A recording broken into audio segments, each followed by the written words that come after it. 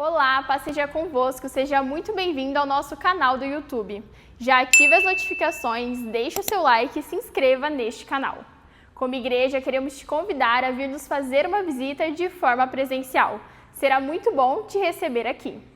Agora você ouvirá uma ministração para edificar a sua vida. Que Deus te abençoe.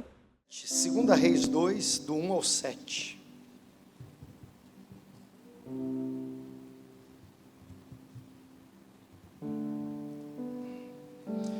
Sucedeu que quando o Senhor estava para elevar Elias num redemoinho ao céu, Elias partiu de Gilgal com Eliseu. E disse Elias a Eliseu: fica-te aqui, porque o Senhor me enviou a Betel. Porém Eliseu disse: vive o Senhor e vive a tua alma, que não te deixarei. E assim foram a Betel. Então os filhos dos profetas que estavam em Betel saíram ao encontro de Eliseu e lhe disseram: sabes que o Senhor hoje tomará o teu senhor por sobre a tua cabeça. E ele disse: também eu bem o sei, calai-vos.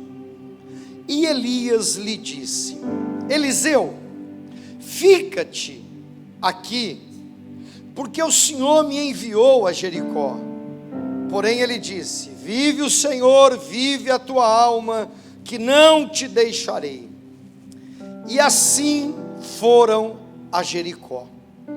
Então os filhos dos profetas que estavam em Jericó se chegaram a Eliseu e disseram: sabes que o Senhor hoje tomará o teu senhor por sobre a tua cabeça? E ele disse: também eu bem sei, calai-vos. E Elias disse: fica-te aqui, porque o Senhor me enviou ao Jordão. Mas ele disse: vive o Senhor, vive a tua alma, que não te deixarei. E assim ambos foram juntos, e foram 50 homens dos filhos de profetas, e pararam defronte deles de longe, e assim ambos pararam junto ao Jordão. Até aqui. Espírito Santo, fala conosco, queremos ouvir a sua voz. Amém. Graças a Deus. Por uma questão de tempo, e eu quero terminar o culto meio-dia orando com vocês, para a gente ir para casa. Essa história é muito rica. Esse texto, essa passagem bíblica, nos dá margem para muitos assuntos. Ela narra o momento que a glória de Deus vem, toma a vida de Elias e Deus o leva. A capa que estava sobre Elias, que tem vários significados, e também não vou entrar nesses detalhes por causa do tempo, ela cai. Eliseu pega essa capa. A história conta que ele havia feito um pedido para Elias. Elias era o seu pai espiritual. Ele havia dito ao seu pai espiritual que ele queria porção dobrada daquilo que o profeta Elias vivia. Ele queria uma porção dobrada. Isso se cumpriu, porque o último estágio ali de Elias e de Eliseu, na perseverança de Eliseu, é além do Jordão. Elias, ele pega a capa, ele toca no Jordão, o Jordão se abre, eles passam, e depois do Jordão a glória vem, a carruagem de fogo passa, leva Elias. Elias é tomado em glória, a capa cai sobre Eliseu, e Eliseu vai fazer o primeiro teste para ter a certeza que ele havia recebido porção dobrada. Ele pega a mesma capa, ele vai fazer o caminho de volta, ele toca com aquela capa que estava sobre Elias no Jordão, o Jordão se abre, e então Eliseu passa e ele tem a certeza que aquilo que ele havia pedido recaiu sobre ele, veio sobre ele. A partir dali, ele vai começar a realizar milagres no nome do Senhor dos Exércitos. Ao todo ele realiza 13 milagres. E aí fica um questionamento, porque depois da experiência do Jordão, que é o primeiro milagre, ele se abriu. Ele vai realizar 13 milagres, mas ele havia pedido porção dobrada. Homens e mulheres da época tinham conhecimento que ele se movia na unção da porção dobrada.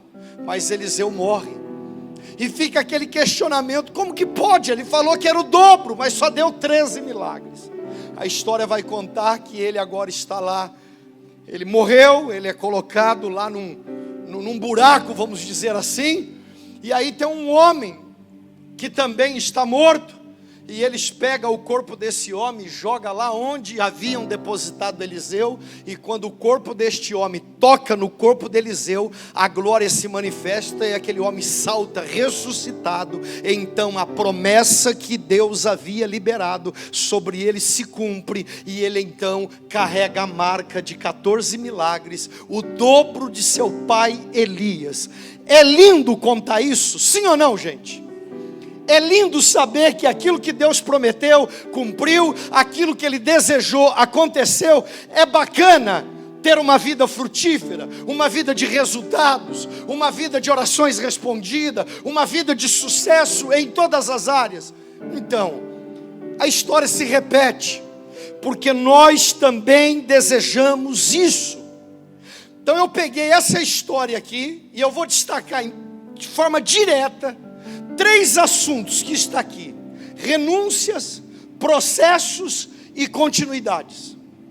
Você vai perceber que a sua vida poderia estar vivendo um nível muito maior do que você está vivendo, se você tivesse sido perito nas renúncias, perito nos processos, e você tivesse dado continuidade.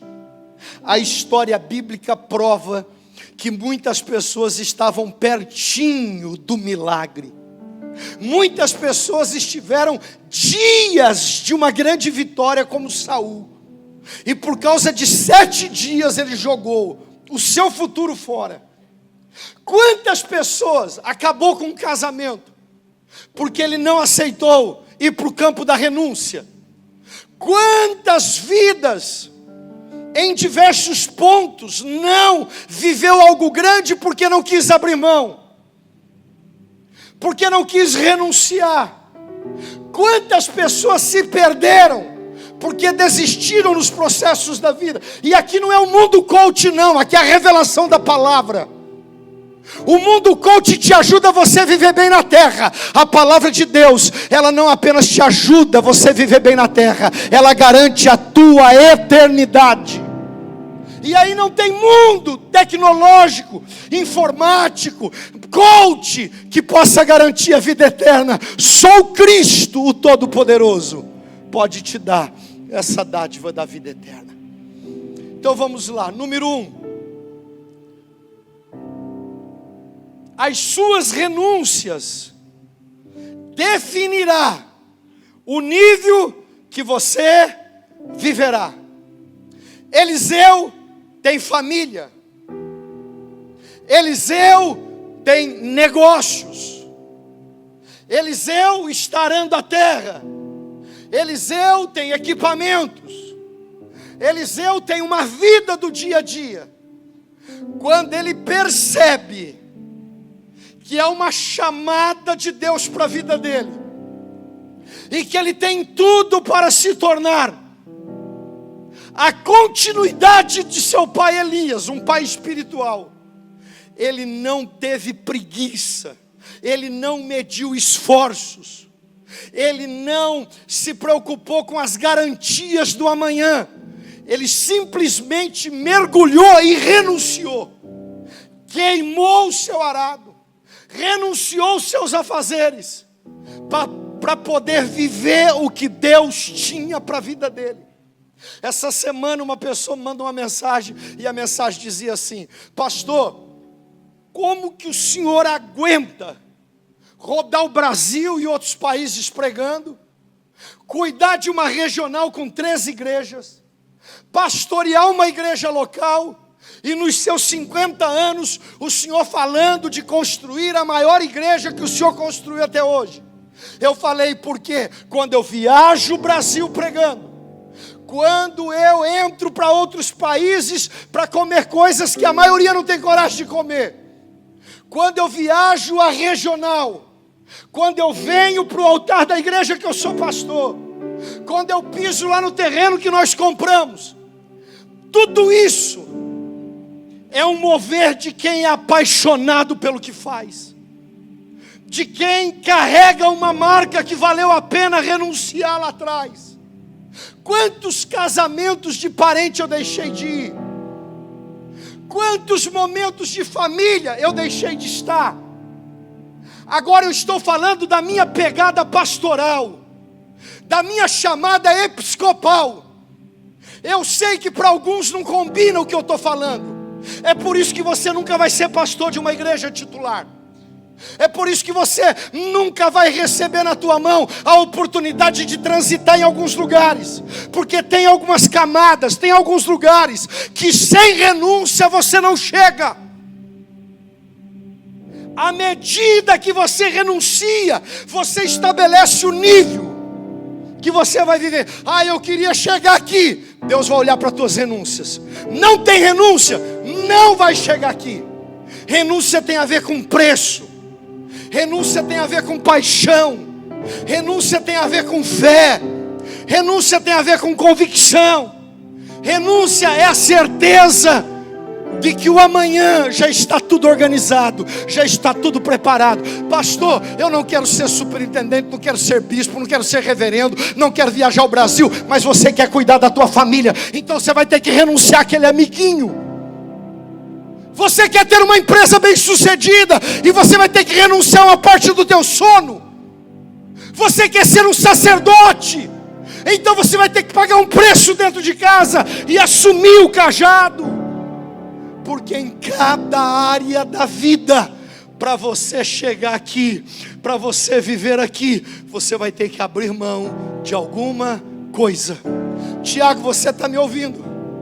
A igreja está se movendo em te honrar. E nós não estamos fazendo isso com sentimento de dó para você, porque não é isso que nós carregamos. É um sentimento de amor, porque nós acreditamos que daqui a pouco você pode estar aqui no altar, dando grandes testemunhos, indo em presídios e dizendo: só Jesus salva, só Jesus batiza com o Espírito Santo, só Jesus cura, e só Ele voltará para buscar a sua igreja. As renúncias. Por quê? Porque a velha criatura vai bater na tua porta. As concupiscências da carne vai bater na tua porta. As ciladas do diabo, como foi montada lá no Mato Grosso, vai bater na tua porta. E aí cada um tem a decisão de dizer não. De dizer não preciso, não quero. Deus é poderoso para fazer mais do que pedimos ou pensamos. É igual a questão de prosperidade financeira. Ah, eu quero prosperar como eu nunca prosperei. Você vai ter que renunciar. Você vai ter que deixar de comprar uma roupa para você ter a experiência. Não é de um mês, um culto. Aí você dá R$100 para pagar um terreno aqui, e aí você sai para entrar no teu carro com aquele desencargo de consciência. Ah, eu fiz a minha parte. Ah, meu Deus do céu. Se R$100 é o que te move para deixar a tua consciência em paz, então a tua fé é muito fraca. A tua fé é muito fraca. Porque eu me lembro quando eu tinha um carro bacana, e Deus disse assim para mim: vai começar a construção, então eu quero ter o carro no altar. Falei para Elisete esses dias, eu falei: fica preparada, porque Deus pode pedir de novo. Deus já sabe o caminho da bênção, Ele já sabe o coração de cada um, Ele sabe quem tem estrutura para ouvir o que Ele vai pedir. E eu me lembro que eu disse assim: não, a igreja faz, a igreja dá. E aí Deus falou: você não vai pedir nada para a igreja sem antes você passar pelo processo. Eu peguei o carro, fui lá e vendi ele, dei uma parte no altar e outra parte eu comprei outro carro. No outro mês, o valor que faltava para pagar as questões da construção, o tesoureiro me informou, era o valor daquele outro carro que eu tinha comprado. E aí Deus falou assim: você não vai pedir nada no altar, eu vou fazer um acerto de contas com você. Você vai entender o que é renúncia e o que é viver pela fé. Agora eu estou falando da minha experiência pastoral. Eu não estou dizendo que você tem que vender tua casa para você provar que você tem que renunciar. Mas eu estou dizendo que você vai ter que sair do trabalho e não vai poder passar para comer mais aquele espetinho lá na esquina com os teus amiguinhos, enquanto teus filhos ficam dentro de casa padecendo. Eu estou contando a minha experiência para ver se a tua mente abre. E se você pega essa pregação e aplica em áreas da tua vida, para o teu casamento viver os melhores dias da tua história, para a tua empresa prosperar como nunca prosperou, para a tua família viver uma temporada nova de avivamento espiritual, de prosperidade financeira, de saúde emocional. E aí eu peguei e fui. Só que eu tive que vender o carro mais barato. Não pega mais o preço que eu paguei. E mesmo assim faltou R$300. E aí eu falei: é fácil, vou chegar lá no altar. Isso aí eu tiro de letra. Pedir, irmãos. A Amanda não puxou para mim. A Amanda não pede nada. Agora a Lana vai no mercado, tudo que a Amanda não pediu, ela pede. Pensa num homem sendo tratado com a filha, né, a raspinha do tacho. Então não tem problema de pedir. E quando você sabe quem você é e para onde está indo o recurso, você não tem nenhum problema em tocar no assunto, em pedir ou qualquer coisa desse tipo. Deixa eu ver notícia aqui dos meninos aqui.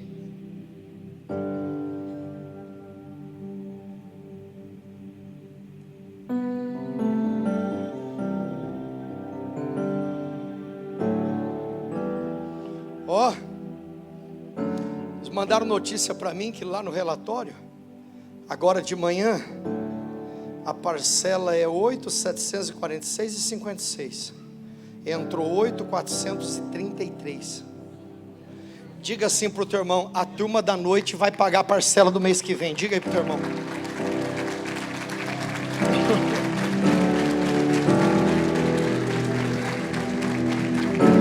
Aí tem irmão que vai dizer assim: ah, o pastor levantou uma de manhã, aí ele levantou outra à noite.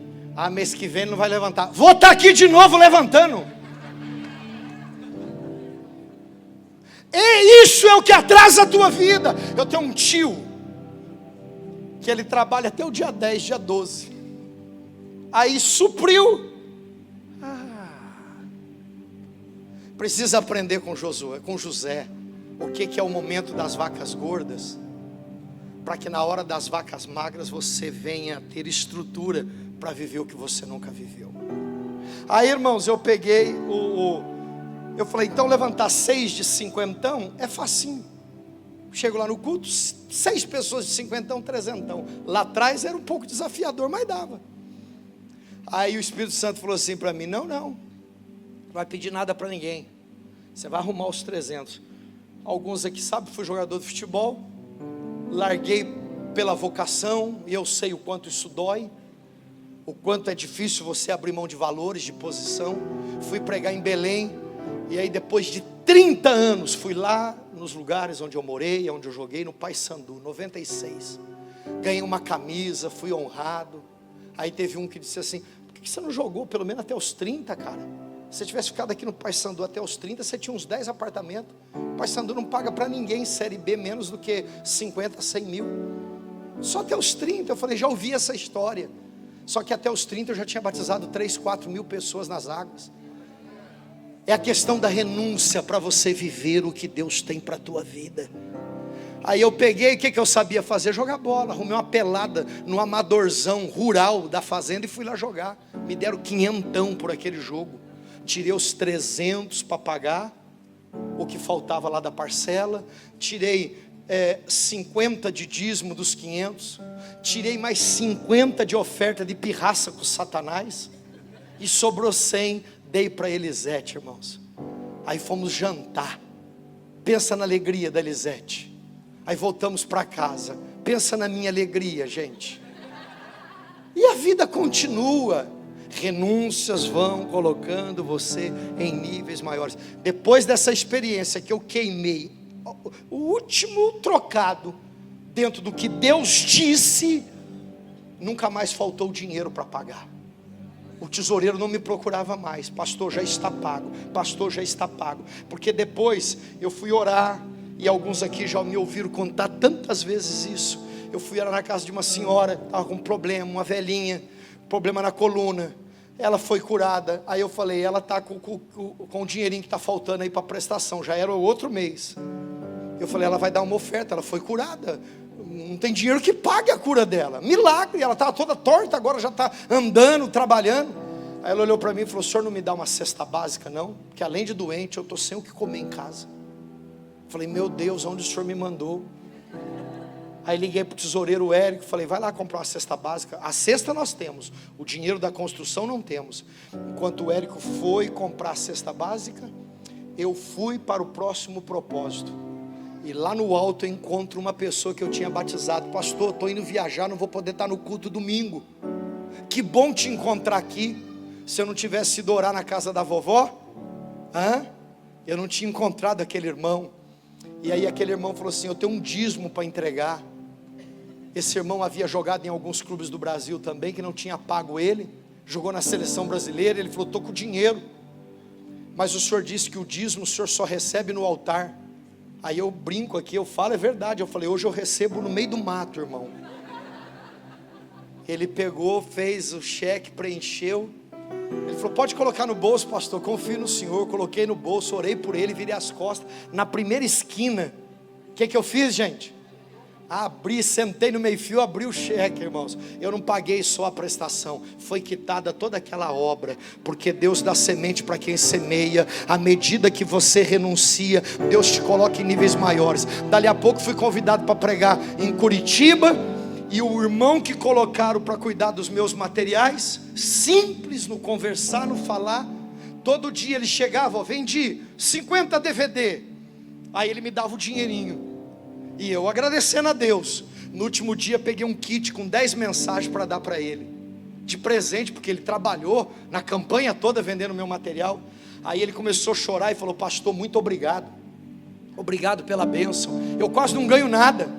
Então eu estou emocionado, porque quando alguém me dá algo, eu faço festa, aleluia, obrigado. Eu tinha visto aquele irmão cuidando de carro, eu tinha visto aquele irmão cuidando, limpando o banheiro da igreja, eu tinha visto aquele irmão fazendo uma série de coisas, e ele feliz porque eu dei um kit de mensagem para ele. Aí dali a pouco, irmãos, ele chega em mim, falou, já guardei o material, sobrou só um pouquinho lá, estou quase arrematando. E eu dentro de mim, arremata logo o vaso. Mas ele era muito simples no falar e tudo. Aí ele olhou para mim e falou assim, eu não vou arrematar não, eu deixei um dinheiro bom ali com o pastor, ele vai levar você para jantar, comer um bacalhau. O Rubens, pastor da igreja, pegou aquele dinheiro e falou, Ricardo, eu vou comer bacalhau, vou arrebentar a boca do balão no bacalhau, porque eu sinto que está terminando a minha carreira nessa terra. Que Deus te use, porque talvez é o último bacalhau. Uma semana depois, o pastor Rubens morreu. Uma semana depois. Só que aquele irmão que deu dinheiro para a gente jantar, ele virou as costas e saiu. Eu falei, ele vai para o ponto de ônibus, ele vai pegar uma carona, ele vai pegar uma bicicleta. Quando eu vejo aquele clarão no estacionamento e o ronco da Poderosa, e ele sai do estacionamento numa Volvo da última geração. Eu falei, pastor Rubens, quem que é o irmão que cuidou do meu material? É o presidente da Volvo no Brasil, Ricardo. Ele entrega dízimo aqui, 100, 250, todo santo mês. É um cara fiel, que ama a obra do Senhor. E aí, para mim terminar aqui esse breve testemunho, eu entreguei aquele carro e eu voltei no outro dia andando num carro importado, muito melhor do que o carro que eu havia dado. E depois de 3 anos Deus me pediu de novo esse carro, e eu percebo que vem algo de novo, porque todas as vezes que eu vou para uma construção, vem um anjo conversar comigo sobre carro. Então que ele venha, eu estou afim, se ele chegar e se ele pedir. Só que agora eu estou mais maduro, eu preciso ouvir um grito, não apenas aquela voz calma e sossegada. Que Deus fale alto. Diga aí para o teu irmão, qual é a área da tua vida que você vai renunciar? O que você vai abrir mão? O que Deus vai pedir para você? Na tua agenda, no teu bolso, no teu coração, nos teus pensamentos, no teu relacionamento, na tua vida profissional, na vida de vocês, para vocês oferecer porque a música que vocês ofereceram nesta manhã, vocês precisaram chegar mais cedo aqui. Mais cedo. Chegaram que hora aqui hoje, mais ou menos? 8h30. Pergunta aí pro teu irmão, que hora que você chegou? Tem gente que chegou aqui 10h59, o culto começou 10h30. Aí você diz assim: nossa, é lindo estar no altar. Será que Deus vai me colocar lá? Será que você vai chegar às 8h30? Será que você está afim, irmãzinha? Porque esses dias uma irmã chegou e disse: pastor, o meu marido canta maravilhosamente bem. Quando eu falo esses dias, irmãos, eu estou falando de 10 anos atrás, 15 anos atrás. É assim. Meu marido canta maravilhosamente bem. Chamei o obreiro da época, faço uma audição. O marido aprovou, passou. Aí agora o marido tem que chegar 2 horas antes, ela tem que vir depois. Ela me procura: pastor, está tão puxado, está tão difícil. Eu falei: então manda o teu marido para a balada de novo. Manda ele cantar forró para as trevas de novo. Defina o que você quer. Quer viver aqui, irmão? Então, em Betel, desista. Desista, não prossiga a viagem. Porque além das renúncias, você precisa entender o processo. Cada cidade que Elias passava, acontecia 2 episódios. O próprio profeta dizia para ele: fica aqui ou volte. E os discípulos, 50 filhos de profetas que andavam junto, eram os primeiros dizendo: olha, o teu pai vai subir, você está pronto? Sabe a pressão que Eliseu sofreu? Pensa comigo, um grupo chega e diz assim: teu pai vai morrer, o teu líder está indo embora, você vai ter que assumir a capa e vai ter que dar conta do recado. E o próprio pai dizendo: é muito pesado isso que você está me pedindo. A próxima cidade que eu estou indo, eu não sei se você vai aguentar, é melhor você voltar. Diga aí para o teu irmão: tome cuidado com o próximo degrau que você quer subir. Diga aí para o teu irmão, diga. Toma cuidado. Porque nós desejamos, irmãos, ir para o outro nível. Eu quero viver meu Gilgal, eu quero viver Betel, eu quero viver Jericó, eu quero viver Jordão. Eu me lembro que um dia eu disse para o pastor: eu quero pregar. E aí eu fui pregar. Aí aconteceu de tudo na minha primeira pregação. Eu fiz um esboço, achando que eu ia falar 1 hora. Falei 7 minutos e meio. Alguns disseram: não tem conteúdo, não vai ser pregador. Outros disseram: é muito chato algumas coisas que ele fala, não vai vingar. E ali eu vivi de tudo. No outro culto, eu estava na primeira cadeira, babando na mensagem do meu pastor, porque eu acreditei no que Deus tinha para a minha vida. E você precisa sonhar, mas entender que existe um processo. Tem irmãos aqui, ó, escute, e pastores que estão me olhando. Tudo que eu puder fazer para te amar, para te respeitar, para te honrar, para comer com você e para você entrar no céu rasgando com tudo. Seja bem-vindo, bendito de meu Pai, eu vou fazer. Ao mesmo tempo, eu estou decidido: não deixarei ninguém sair de Gilgal para ir para Betel sem essa fome de Eliseu. Não vai rolar. Você vai ficar. Porque à medida que você quer um nível maior, eu vou te pedir algo como Deus te pede. Tem gente aqui que fica desesperado comigo, porque chega final do ano, ele quer marcar virada de ano dentro do cruzeiro. Vá no cruzeiro, é direito teu. Em outra data me leva junto. No culto de virada não vou para o cruzeiro. Pastor, se eu for, você está abençoado, a vida é tua, ninguém manda em você. Eu não sou guru, eu não vou te manipular jamais. Agora, sem culto de virada comigo, esqueça passar o Jordão. Capa, esqueça. Não dá, não pode, não é justo, não é bíblico, não tem a bênção do céu. Muitos de vocês olham para o patrão e dizem assim: queria andar no carro que esse cara anda, queria morar na casa que ele mora. Deus está dizendo assim: você pode ter uma empresa maior do que a dele, você só vai ter que respeitar esse processo, vai ter que aguentar firme, vai ter que pagar esse preço e vai ter que continuar firme. E para mim terminar, é a questão da continuidade. A cada cidade era uma oportunidade de uma nova experiência. O cara não parava. Aonde que nós vamos? Gilgal. E agora? Nós vamos para Betel. Para onde era a proposta, ele estava indo. Deus não vai confiar a você algumas coisas sem continuidade. Cada vez que você dá uma parada, você interrompe um processo. Cada vez que você, eu vou ficar em stand-by, eu vou dar um tempo, não, eu faço depois. Cada vez você tem que retomar. A retomada tem um preço alto. A continuidade, o preço é alto, mas a retomada dói mais. Porque a continuidade, você tem a certeza de que você está no caminho certo. A retomada, tudo mudou, tudo recomeçou, tudo se reinventou. Você olha às vezes para a direita e para a esquerda, você nem lembra mais do povo, você não conhece mais ninguém. É tudo diferente. Esse mundo está maluco, está uma correria. E aí você não dá continuidade, você vai parando.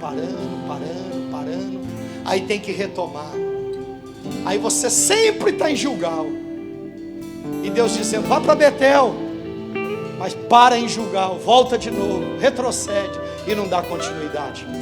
Que o Deus dos céus, que o poder do Espírito Santo que habita na tua vida, que Jesus Cristo de Nazaré, o sangue dele tem poder, que hoje ele te capacite e que você diga: eis-me aqui. E tudo que você tiver que abrir mão, inclusive de pecado, inclusive de vícios, inclusive de obras da carne, de tendências, tudo que hoje você precisa abrir mão, tudo que você tem que abrir mão, até de algumas coisas boas, mas não tem nada a ver com você, lugares que não é pecado, mas não faz parte do teu itinerário. Não, você hoje está recebendo poder do céu para você abrir mão dessas coisas, para você viver o que Deus tem para você. Olha aqui um pouquinho, pastor Ricardo, eu vou terminar aqui. O que a Bíblia diz? Que há tempo. Me ajudem aí, gente, estou terminando. Há tempo para tudo. Eu já ensinei e alguns continuam falando a mesma coisa. Não é isso que está escrito na Bíblia. Nós não temos tempo para todas as coisas. Abre o texto. Há tempo para toda. Há tempo para toda. Mas não é isso que está escrito. Você tem tempo para todas as coisas? O senhor tem tempo para todas as coisas? A senhora tem? Eu não tenho. Já contei aqui, ganhei um quadrinho bonito. Aí você risca, doutor Marcos, você risca lá a cidade que você já foi. Aí eu olhei Acre. Falei: eu oro tanto pelo Acre, nunca fui em Rio Branco no Acre. Eu preciso ir no Acre.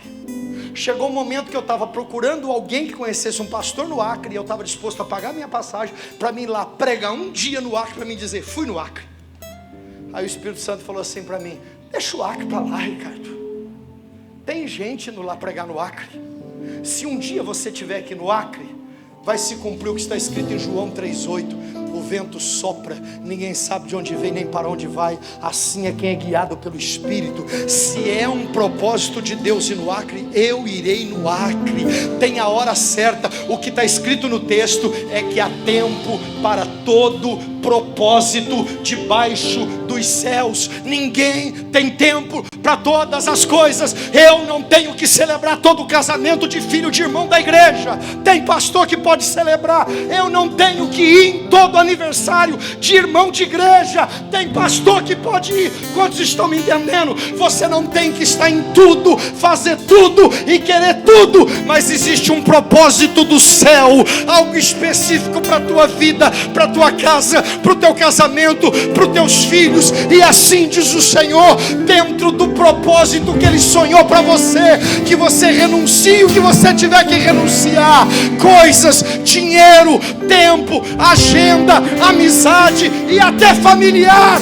para viver o propósito que Deus tem para a tua vida. Que você respeite os processos da vida, etapa por etapa, degrau por degrau, luta após luta, dificuldade após dificuldade.